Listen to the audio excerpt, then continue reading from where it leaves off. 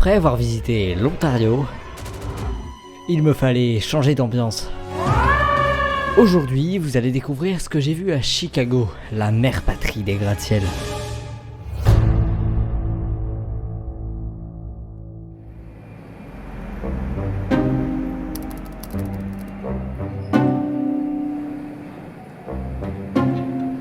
On se retrouve à l'aéroport. Voilà, on attend le vol qui est dans 1h15 à peu près.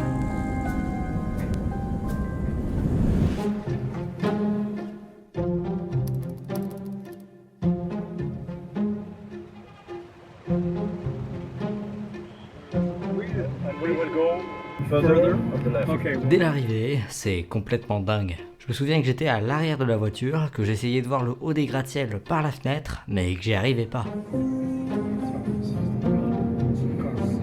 Le premier truc qu'on a fait en arrivant, c'est d'aller à notre hôtel. Pour ça, on est passé par l'avenue Michigan, qui est l'une des avenues les plus importantes de Chicago.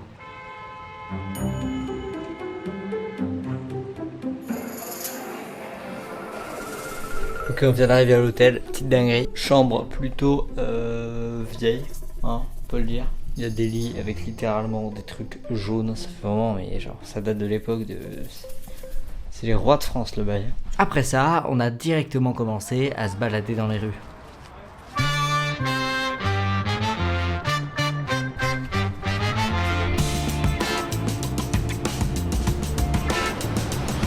Ce qui est toujours intéressant dans ce genre de ville, ou même dans ce genre de voyage, c'est de voir la vie des gens là-bas. On croise des habitants dans la rue qui font travailler, qui font plein de choses et qui sont dans leur routine en fait, alors que nous, on est que de passage.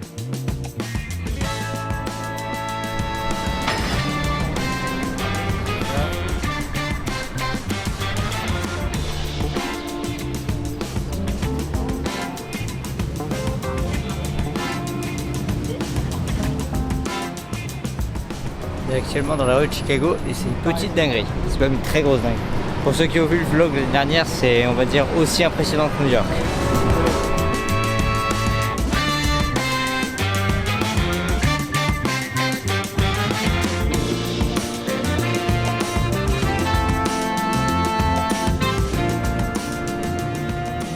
Vraiment une ville très propre, c'est assez dingue pour une ville de cette taille. Le soir, impossible d'aller à Chicago sans passer dans un jazz club, un endroit absolument emblématique de la ville.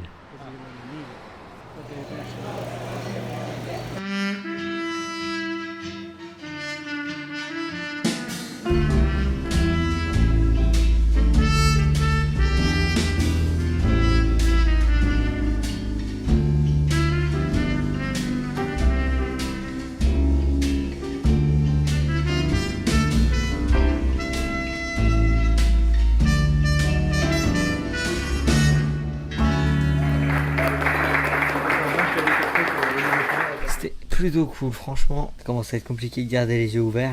À demain.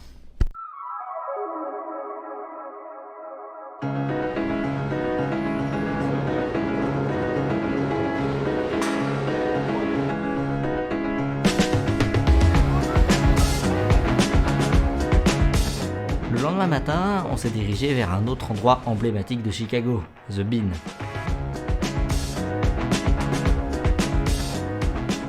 The Bean, ou Cloud Gate, c'est une sculpture très importante de Chicago, située dans le Millennium Park. Et la particularité de cette sculpture, c'est qu'elle reflète le ciel, les gratte-ciels et les visiteurs. On est actuellement dans un endroit qui s'appelle Millennium Place, avec un haricot géant, voilà. Et Ice Skip, c'est le symbole de Chicago. The Bean, c'est un haricot. La dinguerie, c'est que en vrai, la ville est plutôt propre. Hein. Genre typiquement New York l'année dernière, c'était une ville. Pas si on va le dire, une ville sale. Mais ici c'est assez dingue parce que c'est une super grosse ville et c'est très propre, donc c'est super agréable de se balader ici.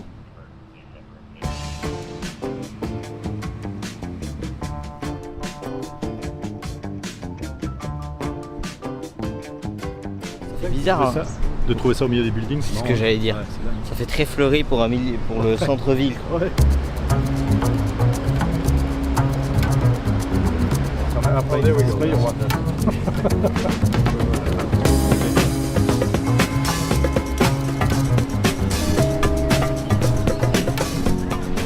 Les escaliers comme ça sont vraiment typiques de Chicago. Dans tous les films, il y a des escaliers de secours comme ça.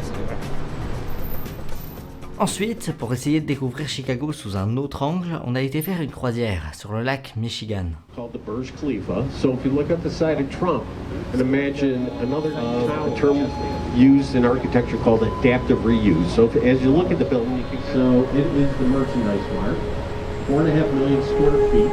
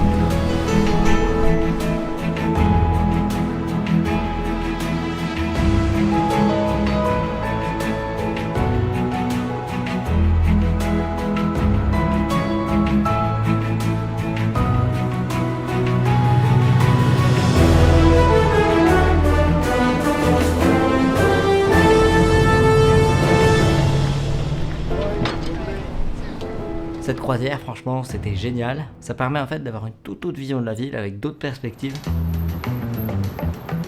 Après avoir débarqué, on s'est dirigé vers un autre symbole de la ville, la Willis Tower.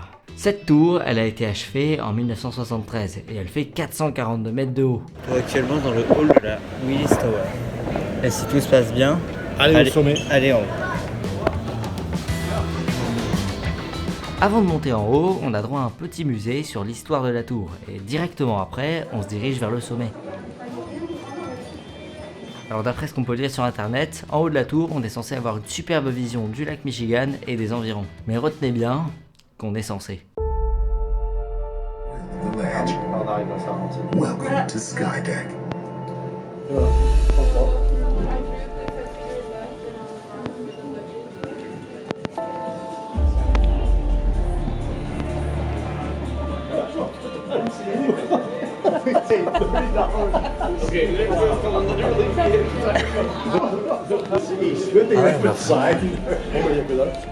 On voit vraiment rien. Oh le seum. C'est le truc de verre. Ça vaut le coup là. Bon. Le seum était présent, mais vous verrez plus tard qu'on n'est pas resté sur un échec. C'était dans le fiasco, on se retrouve dans le métro aérien. On va essayer de rejoindre l'hôtel par le métro aérien du coup. Mais bon, on a toujours le seum pour avant là.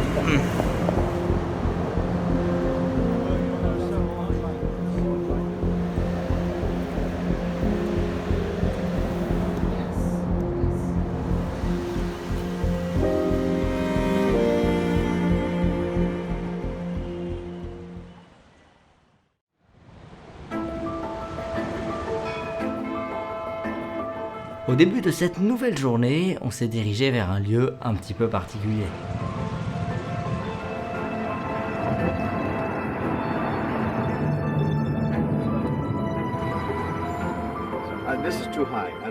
On se dirige actuellement vers le musée de la science et de la technologie de Chicago. Normalement ça va être, je pense, très cool.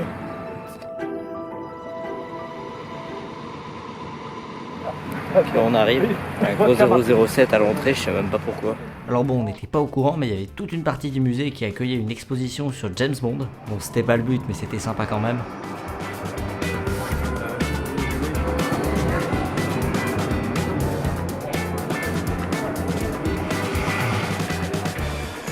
pas tout vous montrer parce que c'était vraiment immense, mais il y avait entre autres un sous-marin dans le musée. C'est pas mal.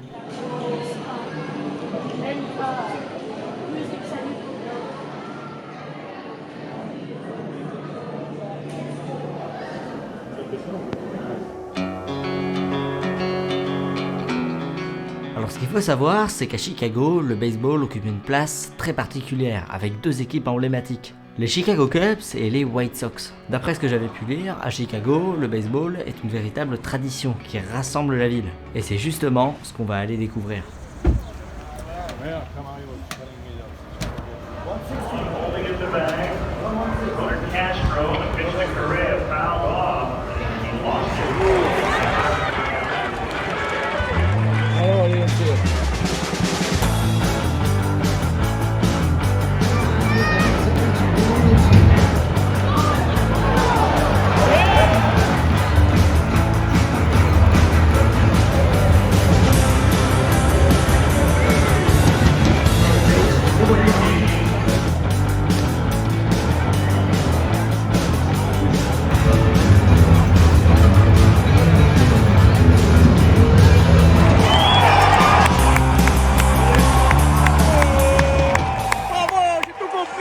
Bon alors en toute honnêteté, j'ai rien compris aux règles. C'est super compliqué et c'est clairement pas en un match qu'on saisit tout. Mais ce qu'il faut retenir, c'est absolument pas ça. Ce qu'il faut plutôt retenir, c'est l'ambiance électrique dans le stade.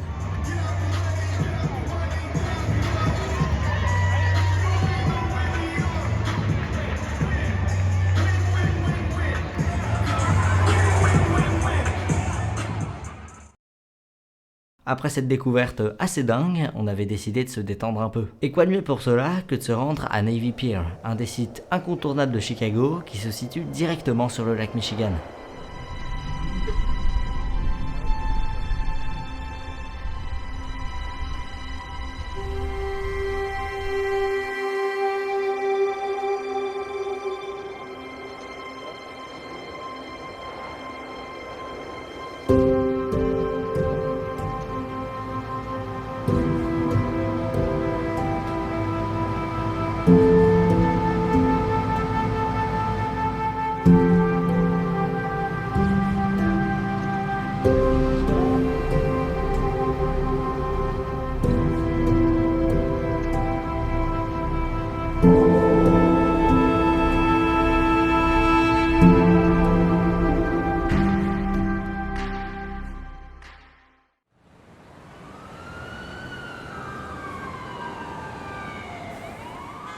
Bon, est-ce que vous vous souvenez du fiasco à la Willis Tower? Et bien pour ce dernier soir à Chicago, on a décidé de retenter l'expérience dans une autre tour, la Hancock Tower. Et devinez quoi? Bah cette fois, ça a marché.